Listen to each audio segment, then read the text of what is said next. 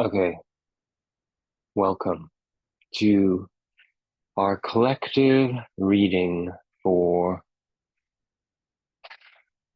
this period leading up to and around the full moon in Aquarius. Tail end of Leo season, we have this blue moon, supermoon, and in addition to the Jupiter Saturn square that I'm sure those of you who are staying abreast of the intense astrology will be familiar with at this point. To break it down, just to be very upfront about things, um, we began the cycle of Jupiter and Saturn in Aquarius back in the around Christmas time of 2020 when we had a conjunction. And this 20-year cycle basically obviously has to go through the full amalgam um, of conjunctions, oppositions, squares, sextiles, you name it. It is all in there at some point for the journey, as is the case with all aspected planets. And we do tend to focus a lot on squares because of the difficulty implied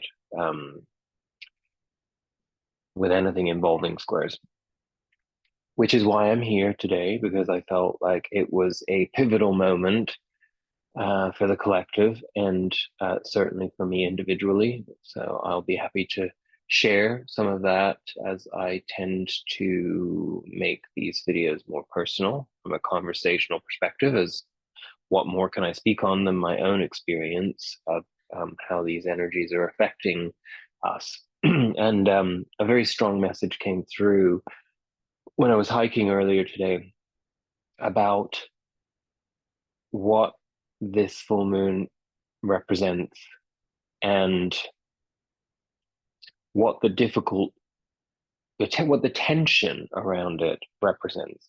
And the message is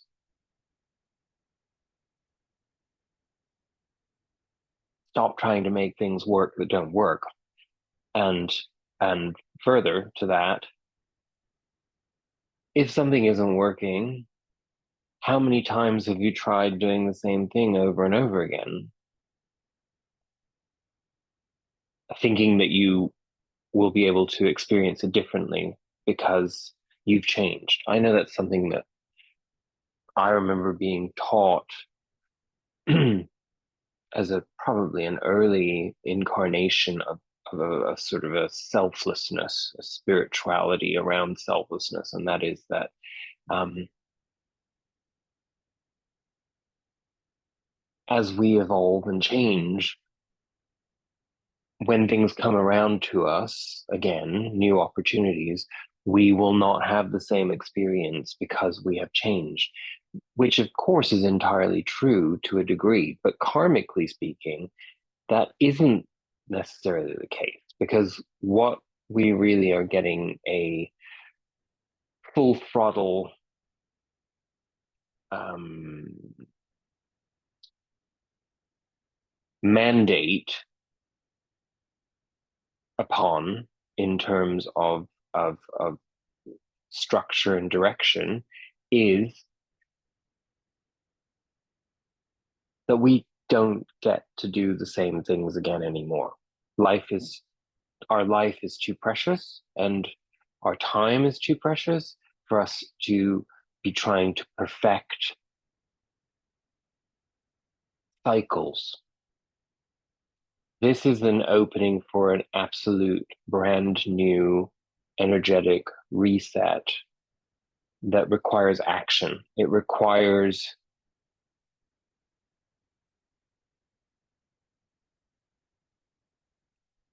moving away from comfort and security as our driving forces into pursuit of freedom. And freedom may come in the form of the need to revolt against um, energy vampires and toxicity in our lives, or a revolt away from structures that keep us stale and stagnant in favor of our creativity and love and pursuit of happiness, if we can convince ourselves that we are entitled to that. And of course, in order to break free from the chains of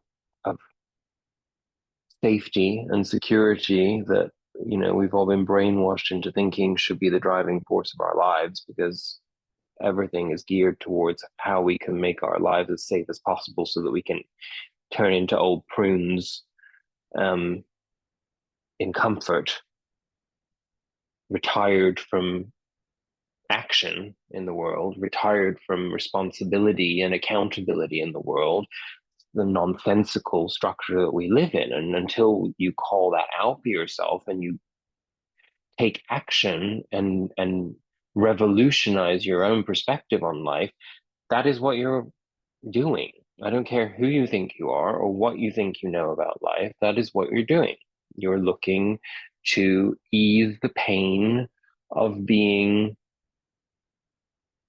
excommunicated from a system that is rigged to um, hang you out to dry, um, whether you like it or not.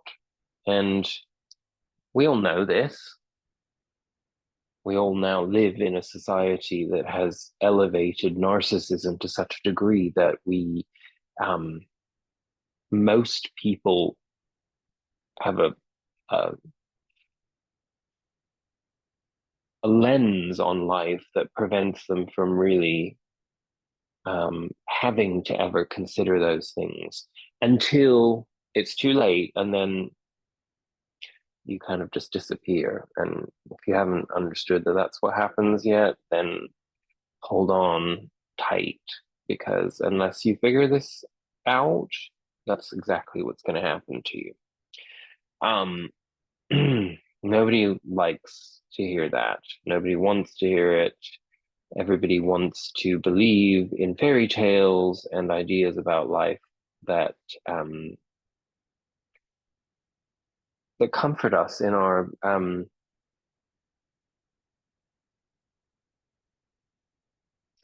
immature attachments to victim mentality, putting parental authority outside of ourselves into new models over the course of our life, constantly shucking our own responsibility and accountability, never actually understanding the fragility and preciousness of our lives. And then either anesthetizing ourselves or lying to ourselves through toxic spirituality, for example, spiritual bypassing, that convince in order to convince ourselves that we are evolving into, I don't know, like, I mean, obviously for me it's not my gender, but the ridiculous notion of the silver-haired mystic um, witch, who um, lives with her crystals and her animals and is at peace with life at all moments. And I mean, that's an aspiration, and it's certainly something that can be a part of your life, my life, anybody's life, but it's not the goal of life. We are spiritual beings here to have a human experience, and in order to do that, we have to imbue everything about our lives with spirit, which means love and and creativity and relatability, and everything about our society now is designed to disempower us, to distract us from our real magic. And our real magic is in connection. And as anybody with their eyes half open can see and certainly feel in their heart, we are very disconnected. The illusion of digital media and the artifice of online identities gives people the sense of I mean, I don't think it gives anybody a real sense of connection. I think it just distracts us and does something to our brain chemistry that keeps us kind of numb to a degree to just how vapid and dissatisfying that is. But as soon as you step away from it somewhat, as soon as you've made that decision, I did it many years ago when I stepped away from Facebook, for example, and then once again with Instagram. I mean, I never really tried any other platform because I wasn't really interested in them. But I see how these things have consumed people and have transformed people into new forms of zombie apocalypse mentality. And it is the intent of our overlords, whether you see those as corporate or governmental or something beyond either of those things, to um, essentially brainwash and condition us to a future of being reliant on AI to have simulations of our human experiences. And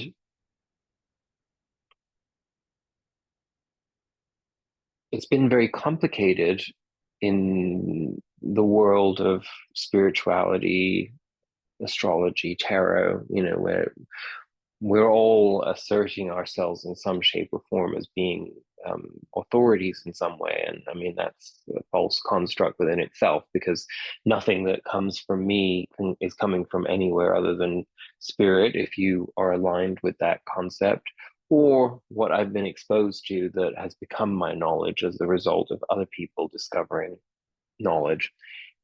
So whatever that means to you, I don't take ownership of that. I'm on an evolutionary journey like everybody else, and I try to use my experiences as much as possible in order to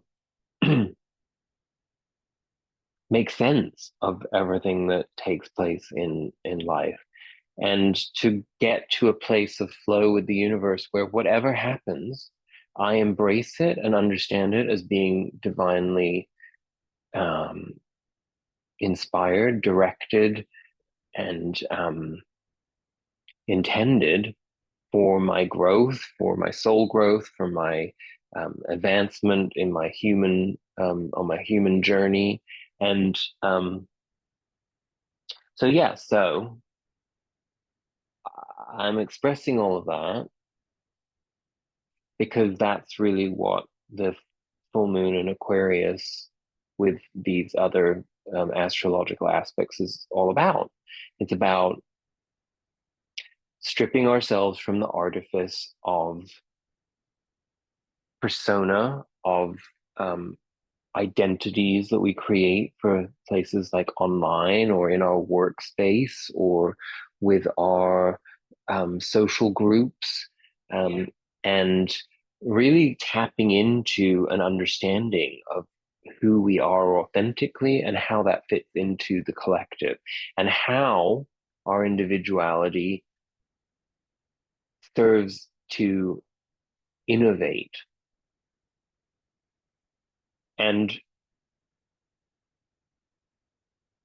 the chances are that there are many things in life that you have been doing, whether that be behavioral or in your thought patterns, or in the things that you commit to and the things that you pursue on a daily basis, that have kind of reached a point of stagnancy. They're not really doing it for you, and they haven't for quite some time. And so you are, we are about to, if this hasn't already started for you, because this energy really did begin probably about a week ago, where it started to feel really um, detectable in the ether, and in the way that um, the unraveling,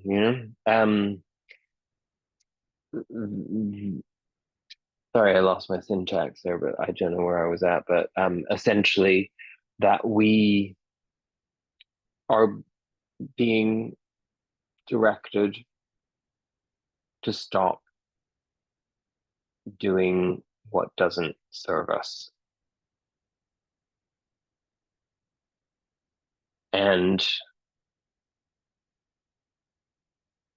some of you may have already found a pivot point in life that's giving you the opportunity um, to flourish in new environments. At the same time, something it may be an illusion of safety and security once again that emerges in life when we make these decisions.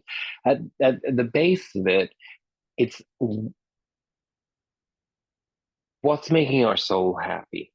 And how are we showing up? I'm sorry about the weird blurring tool and that you're seeing my arm like looking as though it's resting on an invisible thing, but as you can see when I move, that is my leg. Um, but whatever it is, yes, it's about how we're showing up in our heart and how we are feeling fulfilled, and what parts of ourselves have we been neglecting and not um, um, making a part of our journey. And for somebody like myself, as you may know if you've watched this channel for a while, on and off, you may have an understanding that because of my own trauma programming and all of the sort of dark nights of the soul and the things that I've had to do in order to become the self-aware person that I am, and the spiritually driven person that I am, and the person striving to be awake and alive and vibrant. Um, I've had to deal with the pendulum swinging a lot, and I've, made decisions and choices in life out of survivalism,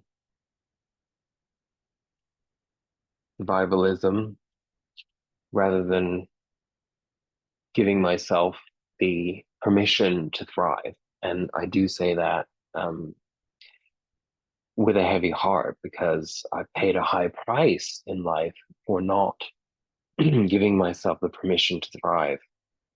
And this pivot right now is sort of life or death in that way, as to whether or not the next step is towards thriving. And I don't really feel the pressure, in all honesty. And when I say that, I don't mean it in an obnoxious way, as if I'm being arrogant about it. What I mean is that um, in surrendering, I'm trusting in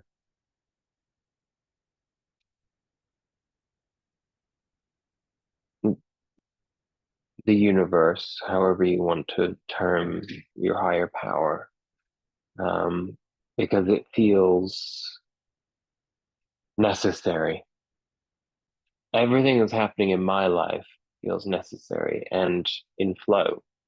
And I will tell you, with the Jupiter Saturn square that we were talking about, and other aspects that have been taking place, um, and this Mercury retrograde through Leo, which has also aspected a lot of these things for me personally, from a very specific perspective that I won't go into because that's boring and not about the collective, and trust me, everything I'm sharing right now is some kind of a reflection of what's taking place in the collective. So I hope you can see your parallel or your relatability within all of that. I got terminated on Friday from a role that I had planned to leave because, again, I've been living a complete lie or a necessary, um well, I can't really explain that, but it's basically my fallback has been that I don't really think that I'm deserving of success, and so therefore I have always consistently worked for other people's success. I've always thought that I needed to be somewhat parasitic, in all honesty. Um, and as I've expressed in many other videos, that has meant that I have worked for and with some real monsters. And this last one was possibly, well, just couldn't even tell you to what degree um, the behavior and the energy was repugnant. Um,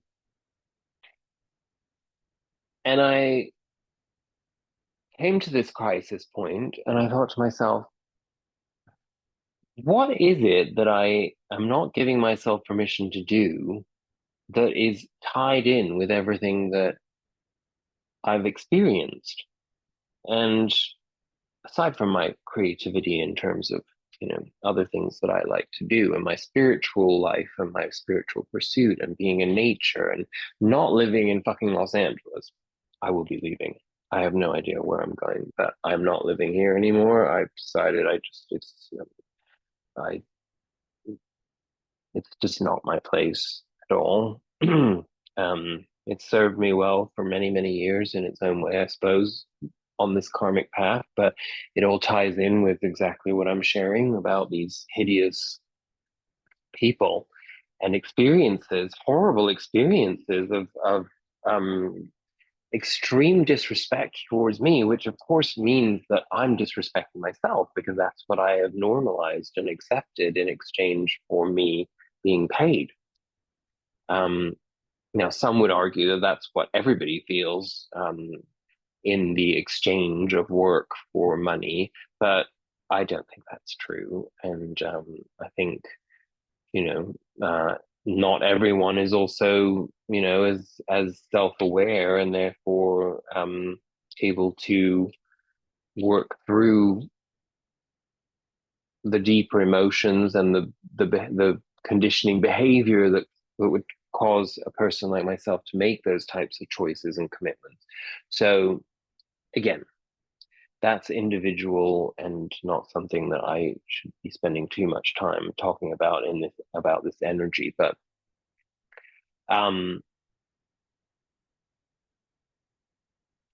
I realize, as we all know, you know, that crisis is opportunity. That when crisis becomes so flagrant, it's almost comical in its nature. We cannot really turn away from ourselves. We cannot turn away from our truth. We cannot turn away from our authenticity and good faith without uh, having a huge chuckle and saying, like, really, you're going to try to get away with this shit again? What, you're going to go, like, find another bitch to work for? You're going to, sell yourself out to be a rich person's slave again? You're going to put up with the narcissistic, toxic abuse that then mirrors all of the other negative trauma patterns that you've had from your own childhood conditioning, all that kind of stuff. I mean, it is really funny when you're like looking at it from that perspective, and when you detach, and when you feel in a place of faith, and therefore, it's the only security that you can have is your faith. Then suddenly you let go and you stop resisting, and you remind yourself how many times before you've said no, resistance is the wrong way, you have to flow, and then you're like, oh my god, how did I end up out of flow again? How did I end up like just being desperate to survive? How did I convince myself that the only thing that mattered in this world was material pursuits? And how did I convince myself that I don't have the smarts or the ability to survive and thrive and live? And this is what it comes down to. I have convinced myself that I'm undeserving of love, of good friendship, of people that want to be invested in my life, of people who want to celebrate me. But it's not their fault, because I've chosen to have those people be the mirrors in my life. And this moment of crisis is, well, it requires the end of that. And so, where is that happening in your world? Where does it need to happen in your world? And it could be in much quieter ways in your life. It doesn't have to be, I'm very dramatic, as you can probably tell. So it makes sense that as a Leo sun with a Taurus rising and a Pisces moon, that these combinations would, and I also have Mars and Gemini, which I've come to understand is also a big part of my temperament. So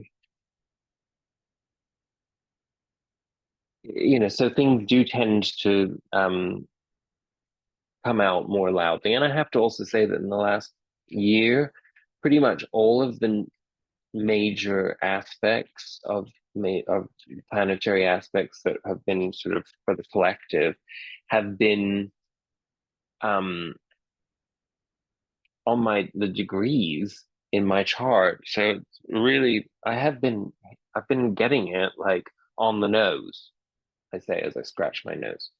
Our first card is the Hermit.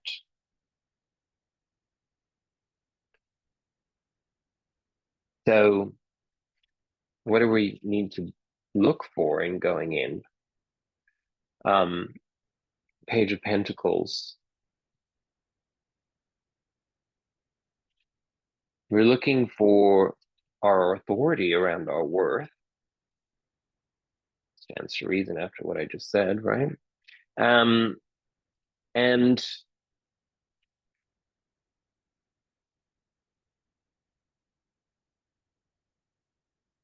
the King of Pentacles, his values don't change as a result of um,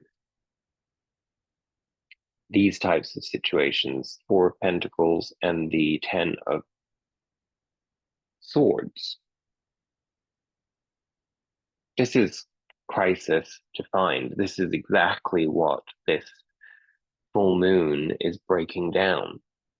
The Ten of Swords is when we're at the end of our rope, but of course, in the traditional Rider-Waite deck, the person who is apparently dead on the floor is got their hand in the symbol of infinity, or I think it's infinity, and it's the idea of resurrection, of rebirth, that the sun always rises.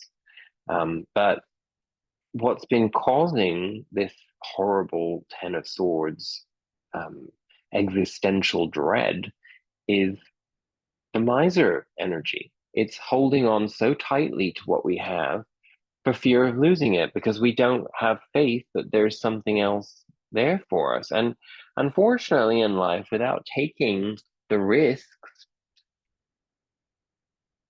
there is no, I don't want to say glory, because glory is a very heavy word with lots of different connotations to it. But um,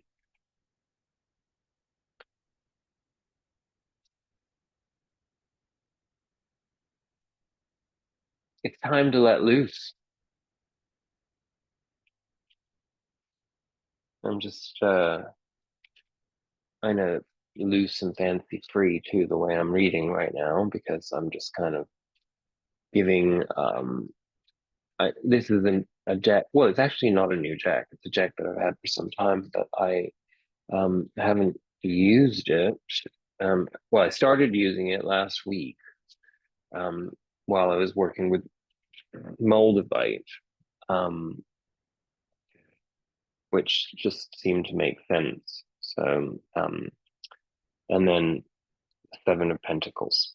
So this is our base energy. That's how I'm reading this. It's like this is where we're anchored right now. This is what the the crisis point or the unraveling or the release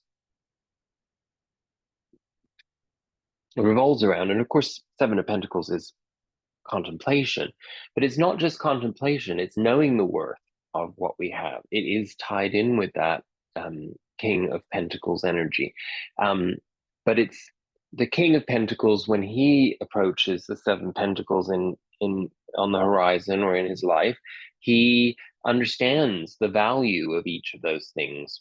And those, he's making a decision as to whether or not to keep them or release them so that he doesn't get stuck again with those four pentacles. Because that's what happens. Those three pentacles, that's teamwork. Three of Pentacles, it's the Father, Son, and the Holy Ghost. It's like the synergy. Um, Without that synergy, that's what we end up with. So the synergy is really a metaphor, or it's another word for faith in this case, right? Um,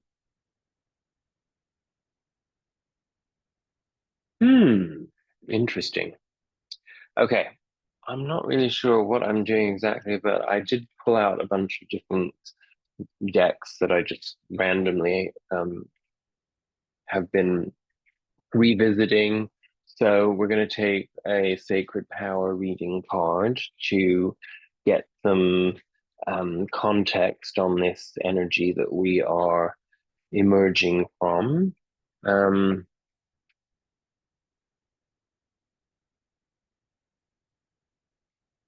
um, I mean, if one of them wants to come out, I might have to pick one if it doesn't, because they are giant and slick, so they tend to stick together, these ones. But I'll just take them. Okay.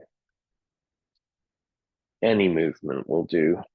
And there's always something to learn, right? But I do think that works perfectly. Right now, there is a requirement for rest.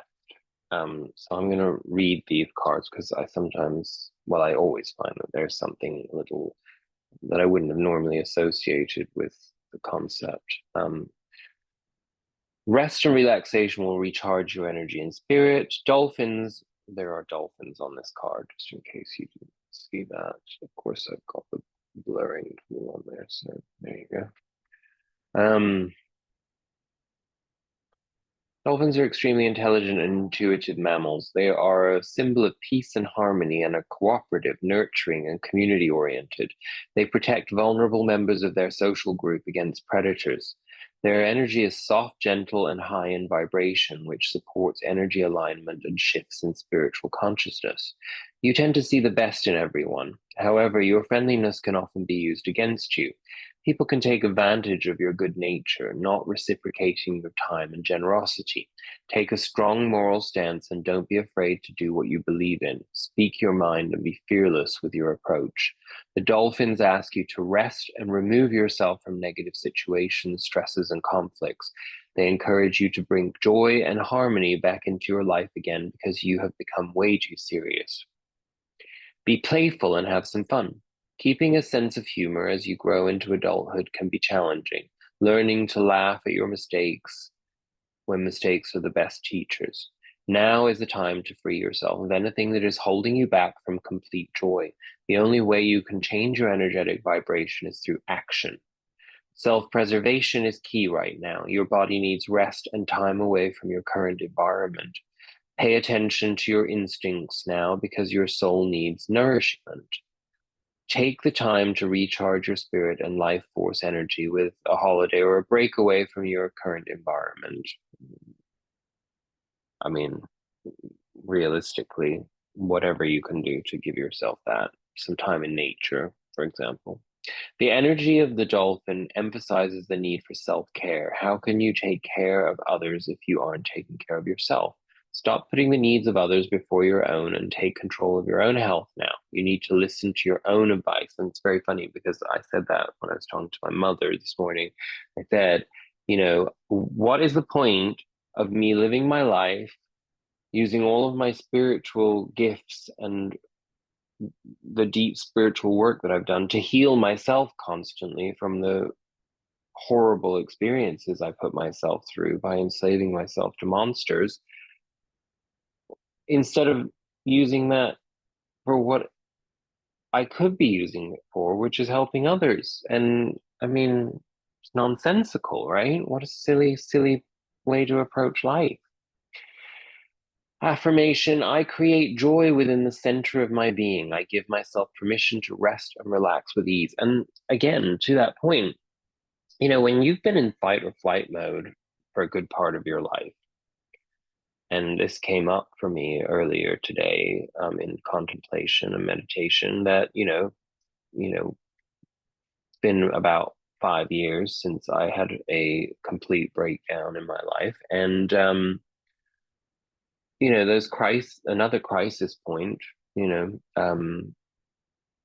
tower moment, however you want to refer to it. I made a promise to myself at that time that I would never, ever, ever compromise my mental health um, as a result of somebody else's behavior again in my life. And boy, oh boy, is that a promise that I need to reiterate constantly and also need to work on reminding myself of all the time, because it's so difficult when you were conditioned to accept the unacceptable when you're growing up, to have that kind of self-love and those boundaries. It's possible, but it is really constant work. And it also means having to consider what your values are, and why am I mean, for me, the massive pivot, the revolution that's upon me is like, I've not been doing anything that I want to do with my life. I haven't given myself permission to do, I mean, I do them privately, but I don't, I've got all kinds of values and rules and restrictions on what I can do and what I cannot do and what I'm allowed to do. And, I'm not sure whose voice that is, but I have a good feeling I know who it is. So, and then speaking of towers, our other card is lightning, which is a variation on the tower. So let's read that. Sudden changes and challenges ahead. Be cautious. A force to be reckoned with, the beautiful Egyptian goddess Isis brings love and awakening of spirit. By breaking old chains and shattering outdated belief systems, Isis opens your heart to receive true love and healing through empowerment and movement. You must shift old perceptions and evolve like the caterpillar. Anything that is outdated and no longer serving you needs to be shed now. This awakening is powerful and confronting. To shift stuck karmic debris, subconscious patterns, and emotional DNA, you must crack your hard exterior with energy direct from source. This intense moment may feel as if your heart is breaking. However, for you to achieve new levels of love, you must break concrete beliefs that have held you back. Address any issues surrounding grief and loss with professional assistance. Breakthroughs are now possible. Isis is the gatekeeper of this love energy and requests the presence of your soul to accept this new integration. This expansion of your heart will intensify how you feel and share love with others. Adjusting to a new level of love, you will connect more deeply with others and see their heart in all its beauty. Right now, you must take action. You must push forward with passion. Open yourself to new ideas and meaningful conversations. Get out there and meet people. Social activities are a highlight. A new person is about to enter your life on a soul level. Unexpected arrivals create warmth and compassion as you learn to accept differences with appreciation, love, and tolerance. Old ideals and loyalties will be challenged as you break away from emotional and physical restrictions. Do what you love with purpose. Life is worth living. True, long-lasting soul growth creates universal expansions that go far beyond our earthly limits. Affirmation: I am ready to take action now. The power of love sets my soul free as I grow with gratitude. And, well, that was essentially exactly what I was saying. So thank you, Spirit, for that clarity, right? Um, I will be taking some tarot for more of an outcome, like direction thing, but I think we should have a Spirit Animal Oracle card. We're just hanging out here. Enzo, what are you doing? Oh my gosh. Enzo's kicking the tree. So, uh-oh. I feel a sneeze. Oh, excuse me. I hope that wasn't too loud. Oh dear. Nice. Badger spirit.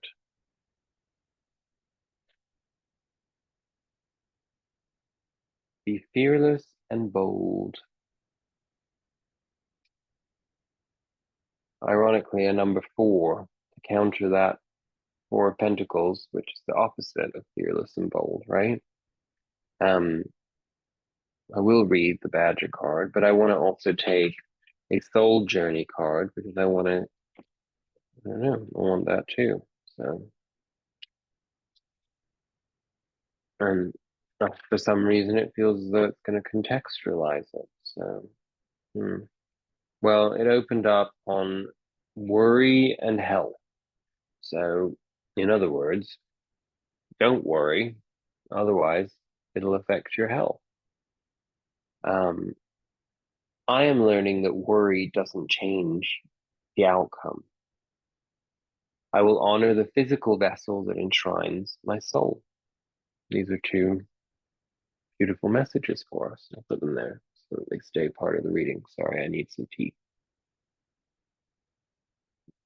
Let's read Badger Spirit.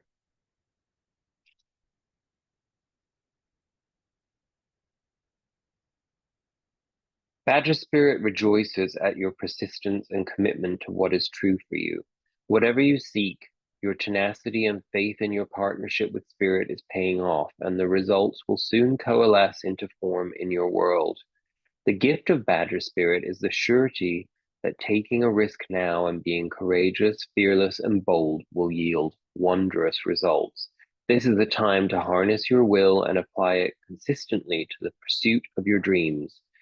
Know that no matter the temporary outer conditions, you will manifest your desires in divine timing and in the form that Spirit deems best for you.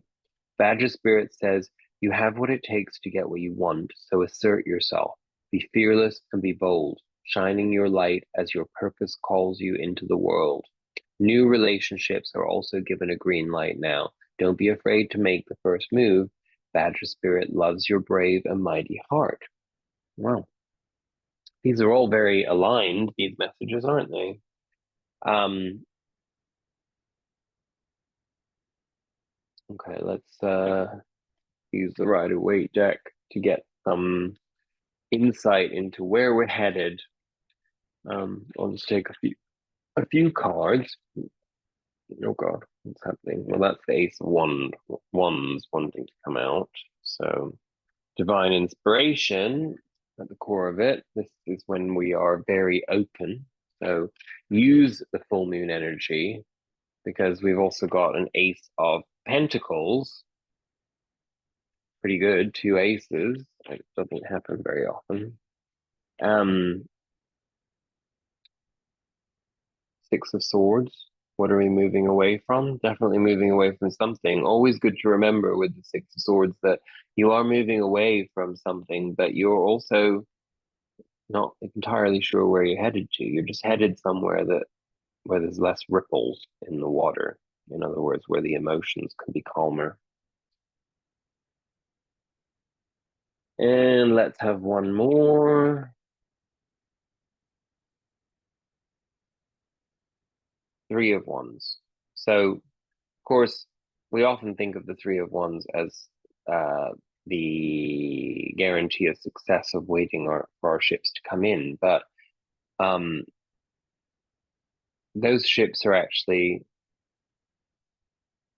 potentially heading out. Does anybody ever think about that? This person might be the emperor watching their ships go out to conquer the world. Oh, yes. Well, the Hanged Man has been wanting to come out. I've seen it several times in the other deck too. And I did get this in a personal reading. The Hangman is a moment of stillness, voluntary stillness usually, but it's because we are downloading, we are receiving some really important information. So again, I would take that as being the full moon behind that Hangman and that super blue moon in Aquarius on Monday. It's a new, well, of course we're releasing, but it's also a new, I mean, it's radical. It is a radical moon. It's a radical chapter. So do it. I'm going to take one Osho Zen card, our outcome, our ending, and then I shall leave you be, and I'll be back again more regularly because I want to focus on it, and I don't have to focus on um, doing stupid things for stupid people. At least, yeah. Where did I put the book? Oh, here. Okay. We got, oh, I forgot to tell you, Innocence, number 19.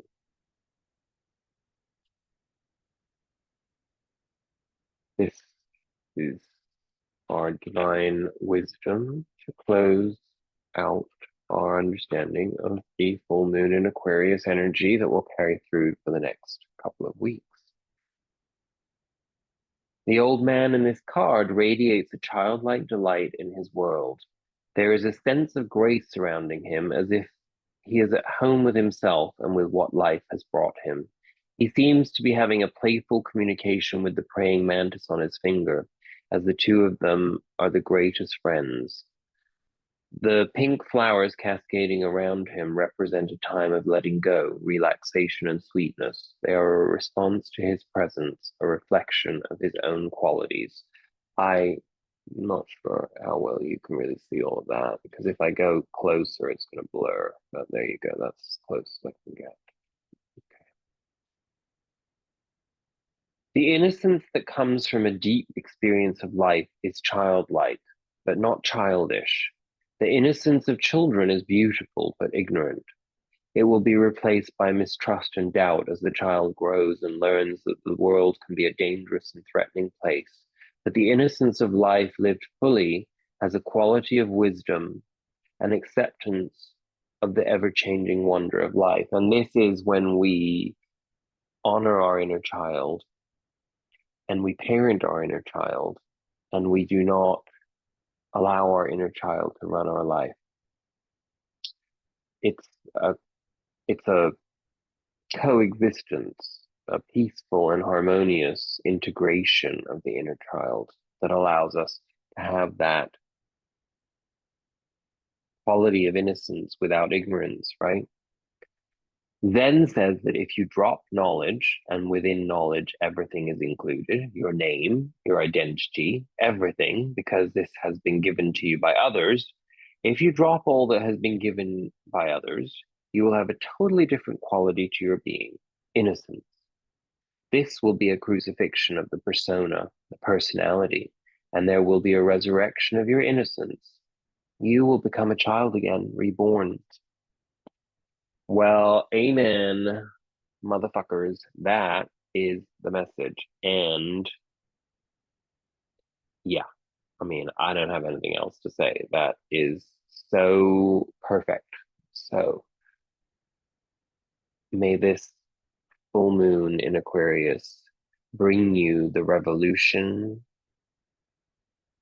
bring you the rebirth, because you get to rebirth yourself.